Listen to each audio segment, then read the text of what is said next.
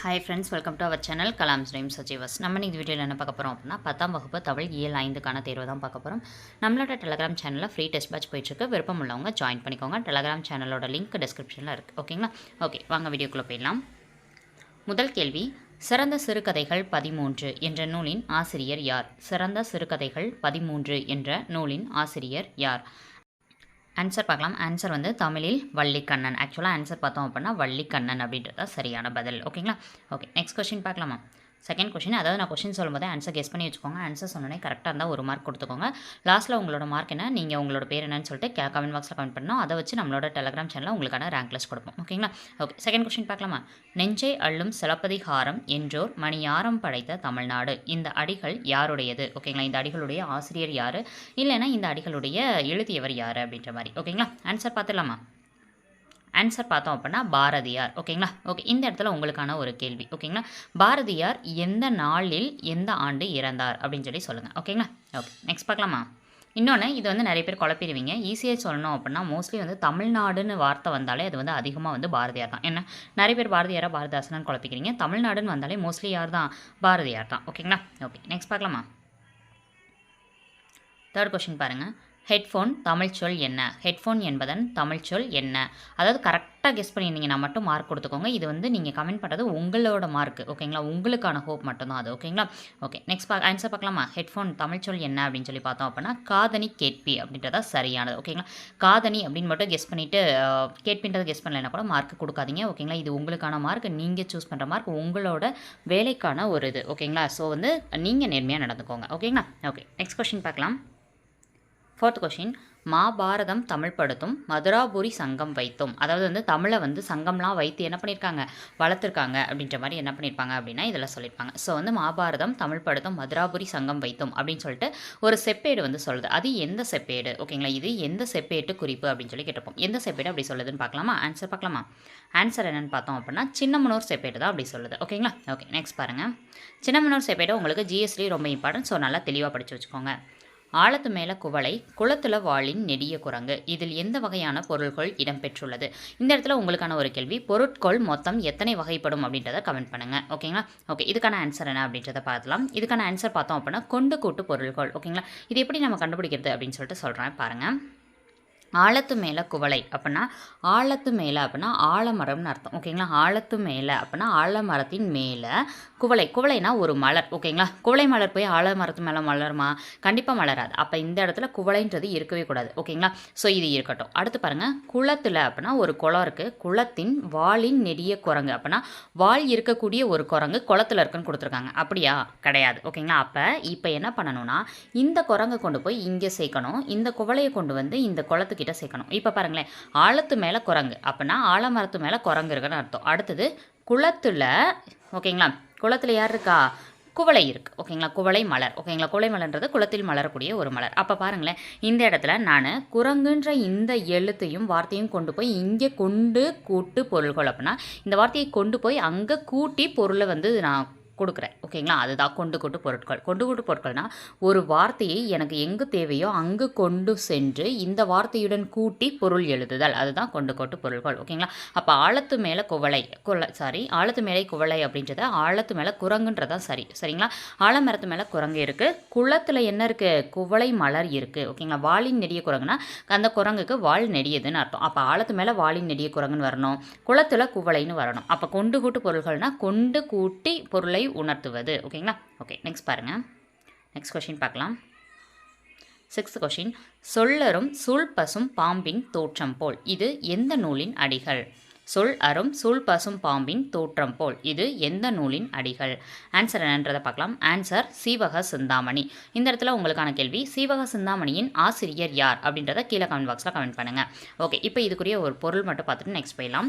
சொல்லரும் சூழ் பசும் பாம்பின் தோற்றம் போல் அப்படின்னா என்ன அர்த்தம் அப்படின்னு சொல்லி பார்த்தோம் அப்படின்னா நெற்கதிர்கள் வந்து விளைந்து பசுமையாக இருக்கிறது. அந்த நெற்கதிர்கள்லாம் வந்து தலை தூக்கி நிற்கிறது பார்க்கும்போது எப்படி இருக்கான்? சூழ் பசும் பாம்பின் தோற்றம் போல் பார்க்கறதுக்கு அப்படியே பாம்பு எந்திரிச்சு நிற்கிற மாதிரி இருக்கான். ஓகேங்களா? அந்த மாதிரி சொல்லியிருக்காங்க. ஓகேங்களா? ஓகே, நெக்ஸ்ட் பாருங்கள்.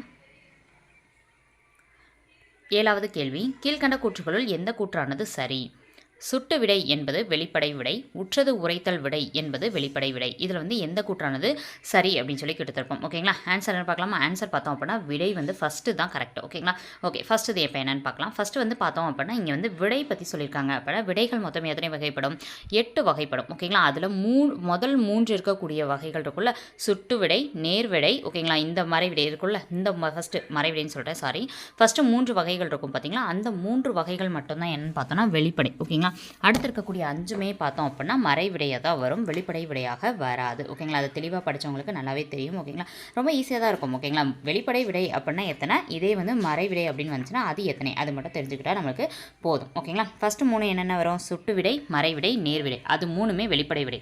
அப்போ பாருங்கள், இதில் சுட்டு விடை என்பது வெளிப்படை விடை. இந்த கூற்று சரிதானே? ஏன்னா வெளிப்படை விடையில் 3 தான் வரும். என்னென்ன? சுட்டு விடை, மறைவிடை, நேர்விடை. அப்போ இந்த கூற்று சரி. இரண்டாவது கூற்று தவறு. ஏன் தவறு? ஏன்னா இது வெளிப்படை விடைன்னு கொடுத்துறாங்க. அப்போ தவறு தானே. ஃபஸ்ட்டு 3 மட்டும் தான் வெளிப்படை விடை, மற்ற எல்லாமே குறிப்பு விடைகள் அப்படின்னு சொல்லி வரும். ஓகேங்களா? ஓகே, நெக்ஸ்ட் கொஸ்டின் பார்க்கலாம். அறிவு அறியாமை ஐயுறல் இது எந்த நூலின் அடிகள்? அறிவு அறியாமை ஐயுறல் இது எந்த நூலின் அடிகள் அப்படின்னு சொல்லி கொடுத்துருப்பாங்க. ஆன்சர் பார்த்தோம் அப்படின்னா நன்னூல். நன்னூல்ன்றது என்ன நூல்? ஒரு இலக்கண நூல். ஸோ ஓகேங்களா? அப்போ எந்த ஒரு பாடலுடைய அடிகள் இலக்கணம் சார்ந்து வந்தால் நீங்கள் வந்து என்ன பண்ணிடலாம்? நன்னூல்ன்றதை சூஸ் பண்ணலாம். ஓகேங்களா? இப்போ இது இலக்கணம் சார்ந்து இருக்கான்னு கேஸ் பண்ணலாமா? கண்டிப்பாக சார்ந்திருக்கு. எப்படி? அறிவு அப்படின்னா அறிவினா. ஓகேங்களா? அறியாமை அப்படின்னா அறியாவினா. ஐயுறல் அப்படின்னா ஐயவினா. அப்போ வந்து இது வினாக்களுடைய வகைகள். ஓகேங்களா? அப்போ வினாக்களுடைய வகைகளான இலக்கணத்தை கூறுவதனால இது இலக்கண நூலான நன்னூலில் இடம்பெற்றிருக்கு. ஓகேங்களா? ஓகே, நெக்ஸ்ட் பாருங்கள். கொற்கை கோமான் கொற்கையம் பெருந்துரை இது எந்த நூலின் அடிகள்? இது எந்த நூலின் அடிகள்? கொற்கை கோமான் கொற்கையம் பெருந்துரை இது எந்த நூலின் அடிகள்னு கொடுத்துருக்காங்க. ஆன்சர் என்ன அப்படின்றத பார்க்கலாம். என்னன்னு பார்த்தோம் அப்படின்னா ஐங்குறு நூறுடைய அடிகள் தான் வந்து இது. ஓகேங்களா? ஓகே, இதில் வந்து எதை பற்றி சொல்லியிருக்காங்க அப்படின்னு பார்த்தோம் அப்படின்னா கொற்கை அப்படின்றதுடைய வளத்தை பற்றி சொல்லியிருக்காங்க. ஓகேங்களா? ஸோ கொற்கை கோமான் கொற்கையம் பெருந்துரை இது வந்து என்ன அப்படின்னா நம்மளோட தமிழ்குடி வந்து ரொம்ப நாளைக்கு முன்னாடி தோன்றினது அப்படின்றதுக்கு எடுத்துக்காட்டாக சங்க இலக்கியங்களில் நிறைய எடுத்துக்காட்டுகள் வந்து கொடுத்துருப்பாங்க. ஓகேங்களா? இந்த கொற்கை அப்படின்றது எங்கே இருக்குது? தூத்துக்குடி மாவட்டத்தில் இருக்குது. ஓகேங்களா? சரி, ஓகே. இப்போ உங்களுக்கான கேள்வி, கொற்கை அப்படின்றது வந்து யாருடைய துறைமுக நகரமாக இருந்தது? கொற்கை என்பது யாருடைய துறைமுக நகரம்? எடுத்துக்காட்டுக்கு சேரரா, சோழரா, பாண்டியரா அப்படின்னு சொல்லிட்டு நீங்கள் கீழே கமெண்ட் பாக்ஸில் கமெண்ட் பண்ணுங்கள். ஓகேங்களா? ஸோ கொற்கை குறித்து கூறுவது எதுன்னு பார்த்தோன்னா ஐங்குறு நூறு. ஓகே, நெக்ஸ்ட் பாருங்கள். புதிய நம்பிக்கை என்னும் சிறுகதையின் ஆசிரியர் யார்? 10வது கேள்வி, புதிய நம்பிக்கை என்னும் சிறுகதையின் ஆசிரியர் யார்? ஆன்சர் என்னன்னு பார்த்தோம் அப்படின்னா கமலாலயன். ஓகேங்களா? அவ்வளோ அருமையான இதில் வந்து என்ன பண்ணியிருப்பாங்க?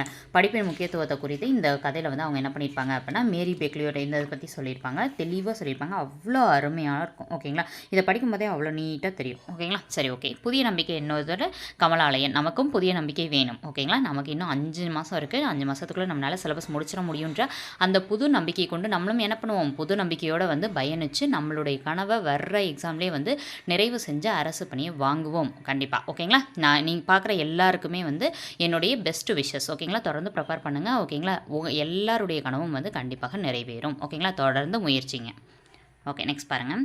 திருவிளையாடல் புராணத்தில் எத்தனை காண்டங்கள் மற்றும் எத்தனை படலங்கள் உள்ளது? திருவிளையாடல் புராணத்தில் எத்தனை காண்டங்கள் மற்றும் எத்தனை படலங்கள் உள்ளது?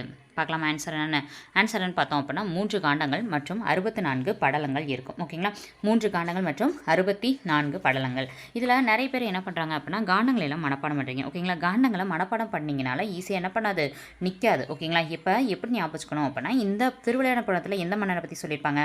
பாண்டிய மன்னனை பற்றி சொல்லியிருப்பாங்க. அப்போ பாண்டியர்கள் அப்படின்னாலே அவங்களுடைய தலைநகரமாக எது இருக்குது? மதுரை தான் இருக்குது. அப்போ மதுரை காண்டம் அப்படின்றது ஒரு காண்டம். ஓகேங்களா? அவ்வளோதான். இப்படி தான் ஞாபகம். ஓகேங்களா? அப்போ எண்ணி பார்த்துட்டு நீங்கள் வந்து ஈஸியாக போடலாம். மதுரை காண்டம். மதுரை காண்டம்னா அப்போ மதுரைக்கு பக்கத்தில் இருக்கக்கூடியது என்னது? கூடல் நகர். அப்போ கூடல் காண்டம் அப்படின்னு ஒன்று வரும். ஓகேங்களா? அப்போ மதுரை காண்டம் ஒன்று, கூடர் காண்டம் ஒன்று. அதுக்கும் பக்கத்தில் என்ன இருக்குது? ஆலவாய் அப்படின்ற ஒரு பிளேஸ் இருக்குது. ஓகேங்களா? அங்கே நடக்கிறத தான் திருவாலவாய் காண்டம்னு எழுதியிருப்பாங்க. அப்போ மதுரையில் நடக்கிறது மதுரை காண்டம்னும், கூடலில் நடக்கக்கூடியதை என்னன்னு சொல்லியிருக்காங்க? கூடர் காண்டம்னும், ஆலவாய் அப்படின்ற இடத்துல நடக்கிறதுனால அது திருவாலவாய் காண்டம்னு சொல்லியிருப்பாங்க. ஸோ வந்து இந்த 3 காண்டங்கள். அப்போ நீங்கள் சொல்லி பார்த்தீங்கன்னா அங்கே டக்குன்னு போனோன்னே 3 6 படிச்சிருப்போமோ அப்படின்னு சொல்லி குழப்பவே தேவையில்லை. இந்த மாதிரி படிச்சிட்டிங்கன்னா மறக்காது. ஓகேங்களா? ஸோ எத்தனை காண்டங்கள்? 3 காண்டங்கள், 64 படலங்கள். ஓகே, நெக்ஸ்ட் கொஸ்டின் பாருங்கள். சாரி, 1 மினிட் இருங்க.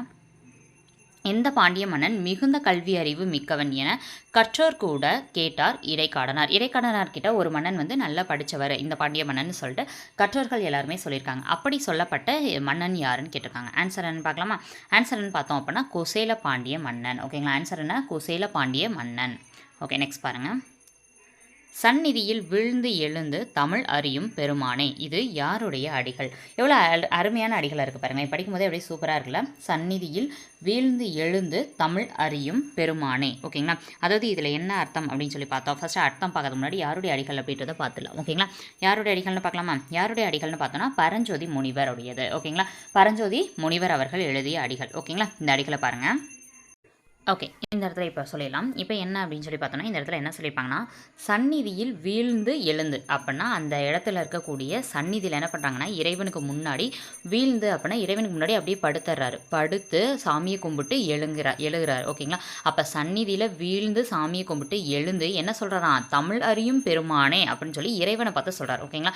தமிழ் எல்லாம் தெரிஞ்ச பெருமானே அப்படின்னு சொல்லி இறைவனை பார்த்து சொல்கிறாரு. ஓகேங்களா? அப்போ சந்நிதியில் வீழ்ந்து எழுந்திரிச்சு தமிழறியும் பெருமானே அப்படின்னு சொல்லி அவருடைய உரையை ஸ்டார்ட் பண்ணுறாரு. ஓகேங்களா? ஓகே, யாருடைய அடிகள் இது? யாருடைய அடிகள்னு பார்த்தோன்னா பரஞ்சோதி முனிவர் அவர்கள் அவருடைய பாடலில் என்னென்னு எழுதியிருப்பார்? இடைக்காடனாரை பற்றி எழுதியிருப்பார். ஓகே, நெக்ஸ்ட் பார்க்கலாம். ஓகே, ஒரு நிமிஷம் இருங்க. ஓகே, இந்த இடத்துல உங்களுக்கு என்ன கேள்வி? ஏன்னா அவர் வரும்போதே வந்து அவரை பற்றி பார்த்தணும் இல்லையா?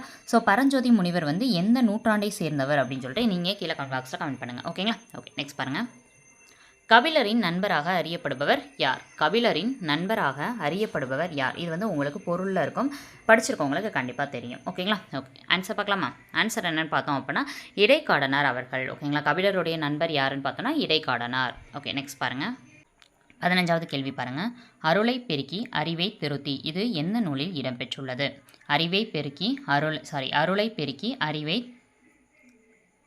திருத்தி அப்படின்னு சொல்லிட்டு எந்த நூலில் இடம்பெற்றிருக்கு? ஆன்சர் பார்த்தோம் அப்படின்னா நீதி வெண்பா. ஓகேங்களா? நீதி வெண்பாவின் ஆசிரியர் யாருன்னு சொல்லிட்டு நீங்கள் கீழே கமெண்ட் பாக்ஸில் கமெண்ட் பண்ணுங்கள். ஓகேங்களா?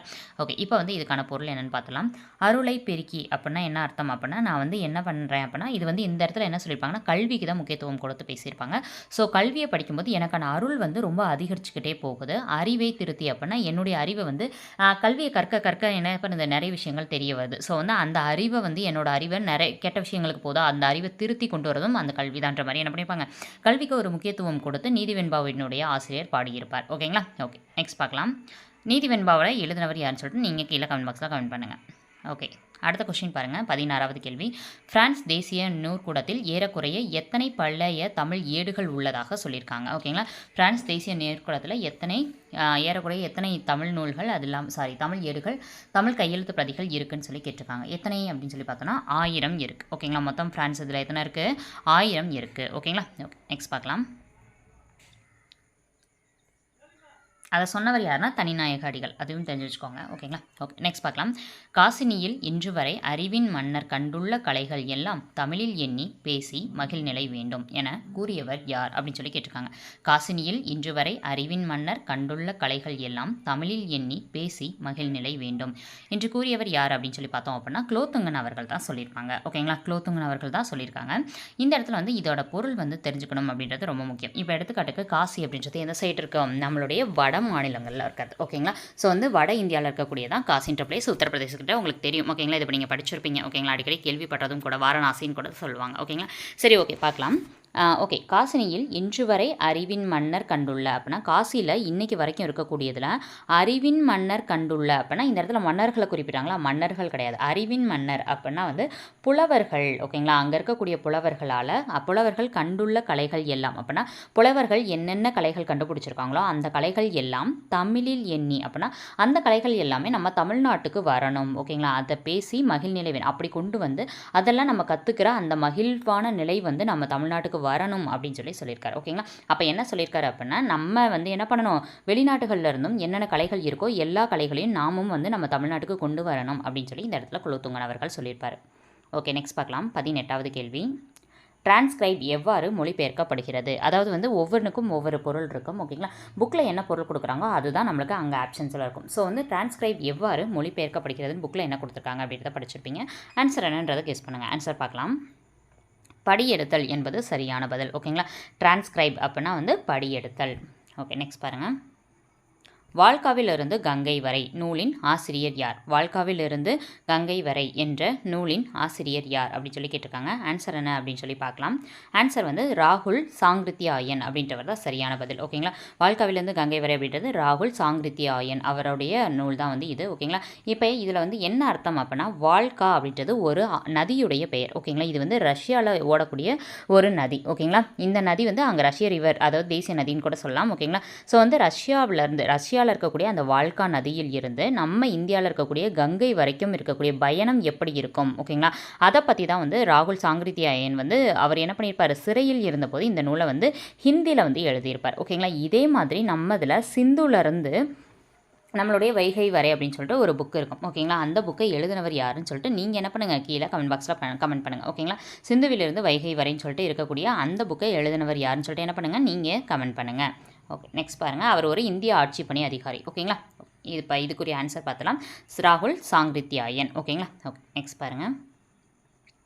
கொடுக்கப்பட்ட கூற்று சரியா தவறா? சீவக சிந்தாமணி காப்பியம் வடமொழி கதையை தழுவி படைக்கப்பட்டது அப்படின்றது இந்த கூற்று சரியா தவறா அப்படின்னு சொல்லி கேட்டிருக்காங்க. ஓகேங்களா, ஆன்சர் பார்த்தலாமா? ஆன்சர் என்னென்னு பார்த்தோம் அப்படின்னா இந்த கூற்றானது சரிதான். ஓகேங்களா, ஏன்னா இது வந்து வடமொழியிலிருந்து தழுவி எழுதப்பட்ட ஒரு நூல் தான். ஓகேங்களா, ஓகே, இப்போ வந்து மொத்தம் வந்து இதில் எத்தனை கொஸ்டின் இதில் முடிஞ்சிருக்கு அப்படின்னா 21 கேள்வி. ஓகேங்களா, ஓகே, 20 கேள்விகள் முடிஞ்சிருக்கு. 21வது கேள்வி பார்க்கலாம்.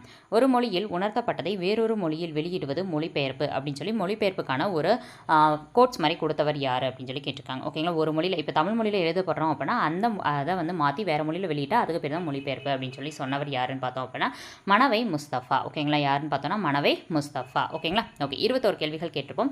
இப்போ 22வது கேள்வியிலேருந்து நம்ம எப்பயுமே வந்து அந்த லெசனில் இல்லாமல் ஓரலாக ஒரு 4 கொஷின்ஸ் நம்ம தெரிஞ்சுக்கணுன்றதுக்காக கேட்போம்ல. ஏற்கனவே படித்ததுலேருந்து கேட்பேன், அது உங்களுக்கு தெரிஞ்சிருந்துச்சுன்னா ரிவைஸ் பண்ணிக்கோங்க. தெரியல அப்படின்னா வந்து இந்த இது மூலமாக படித்து வச்சுக்கோங்க. ஓகேங்களா, ஓகே, இப்போ 22வது கேள்வி. மொத்தம் 25க்கு தான் நீங்கள் என்ன பண்ணுறீங்க அப்படின்னா 25க்கு எவ்வளோ மார்க் எடுத்தீங்கன்னா கமெண்ட் பண்ணணும். ஓகேங்களா, ஓகே, 22வது கேள்வி என்ன அப்படின்னா 5 50 அப்படின்னு சொல்லிட்டு 15 கீழ்கணக்கு நூல் ஒன்று கண்டிப்பாக படிச்சிருப்பீங்க. ஓகேங்களா, ஏன்னா இது வந்து உங்களுக்கு 15 கீழ்கணக்குனாலே உங்களுக்கு சிலபஸில் இருக்கக்கூடியதான். அதில் ஒரு நூல் தான் வந்து 5 50. 5 50 என்னும் நூலின் ஆசிரியர் யார்? இதுதான் 22வது கேள்வி. ஓகேங்களா, 23வது கேள்வி என்ன அப்படின்னா காலம் என்ன? ஓகேங்களா, 5 50 ஆசிரியர் யாருன்னு சொல்லி ஃபர்ஸ்ட் கேள்வி. 5 50 ஆசிரியரோட காலம் என்ன அப்படின்றது அடுத்த கேள்வி. ஓகேங்களா, அடுத்தது 5 50 எத்தனை பாடல்கள் உள்ளன? 5 50 எத்தனை பாடல்கள் உள்ளன அப்படின்றது 24வது கேள்வி. அடுத்தது 25வது கேள்வி. 25வது கேள்வி அப்படின்றது என்ன அப்படின்னா இது வந்து ஒரு அறநூலா இல்லை அகநூலா இல்லை புறநூலா இல்லை அகமும் புறமும் சேர்ந்த நூலா? ஓகேங்களா, 4 ஆப்ஷன்ஸ். ஓகேங்களா, 5 50 அப்படின்றது ஒரு அறநூல். அறநூல்னா நீதி நூலான்றதா அர்த்தம். ஓகேங்களா, நீதி நூலா இல்லை அகநூல்? அகநூல்னா மனநூல்னு சொல்லுவாங்களா, மனசில் தோன்றதை பேசுவாங்கன்னு சொல்லுவாங்களா, அதுதான் அகநூலா இல்லை புறநூலா இல்லை அகமும் புறமும் சேர்ந்த நூலா அப்படின்னு சொல்லி சொல்லுங்கள். 5 50. ஓகேங்களா, ஓகே, இப்போ வந்து ஃபஸ்ட்டு 4 கொஸ்டினே முடிஞ்சு. இப்போ ஆன்சர் சொல்கிறேன், நீங்கள் கெஸ் பண்ணது கரெக்டானு பாருங்கள். ஃபஸ்ட்டு 5 50 ஆசிரியர் யாருன்னு பார்த்தோன்னா மாறன் பொறையனார். ஓகேங்களா, மாறன் பொறையனார். 5 திணை அப்படின்னா 5 திணைகள்: குறிஞ்சி, முல்லை, மருதம், நெய்தல், பாலை. ஓகேங்களா, ஸோ வந்து இந்த 5ஐயுமே என்ன பண்ணணும், மறக்காமல் வச்சுக்கணும். மறக்காமல் அப்படின்னா மாற அப்படின்னு வச்சுக்கோங்க. மாறன் பொறையனார். ஓகேங்களா, ஓகே, நெக்ஸ்ட்டு அடுத்து 23வது கேள்விக்கான பதில் காலம் பார்த்தோன்னா 4ஆம் நூற்றாண்டு. ஓகேங்களா, 5 திணை அப்படின்னா 5க்கு முன்னாடி நம்பர் 4, 4ஆம் நூற்றாண்டுன்னு வச்சுக்கோங்க. ஓகேங்களா, ஓகே, அடுத்தது பார்த்தோன்னா 24வது கேள்விக்கான பதில் 50. ஏன்னா அது கொஷின்லேயே இருக்குது. 5 திணை 50ன்னு முடிஞ்சிருக்கு. ஸோ 50 பாடல்கள். ஓகே, அடுத்து 25வது கேள்விக்கு ஆன்சர்னு பார்த்தோன்னா இது ஒரு அகநூல். ஓகேங்களா, ஏன்னா மொத்தம் வந்து பார்த்தோன்னா 15 கீழ்கணக்கில் 11 நூல்கள் அறநூல்களாக இருக்கும், நீதி நூல்களாக இருக்கும். இது வந்து அகநூலின் கீழ் வரும். ஓகேங்களா, ஓகே, 25 மார்க்குக்கு நீங்கள் எவ்வளோ மார்க் எடுத்தீங்கன்றதை கீழே கமெண்ட் பாக்ஸில் கமெண்ட் பண்ணி உங்களோட பேரோட கமெண்ட் பாக்ஸில் கமெண்ட் பண்ணுங்கள். தேங்க்ஸ் ஃபார் வாட்சிங்.